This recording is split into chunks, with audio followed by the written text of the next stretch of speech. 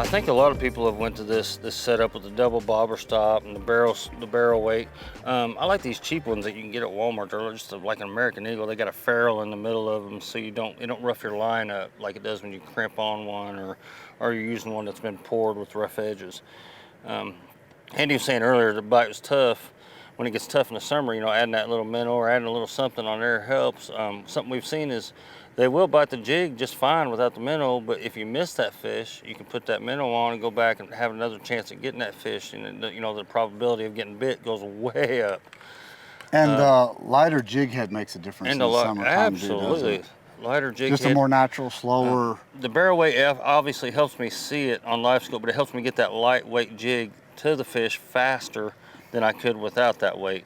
And like I said, it's also a visible thing on the live scope. It helps to see it. And, it serves another purpose. If that jig gets hung, you can drop that weight and it acts like a bait, keeper. It takes the bait off the stump and, it keeps you from like a knocker. Up. Yeah, it'll pull that bait right off if you get hung up. So a couple different purposes. And using the heavier weight, like if it was just me and you out here fishing, maybe we could flip or drop to it. But you're using this for clients and they're just holding their rod still and you're pushing it into it. Yeah. So absolutely. You want to have your weight so it's not underneath the boat and takes...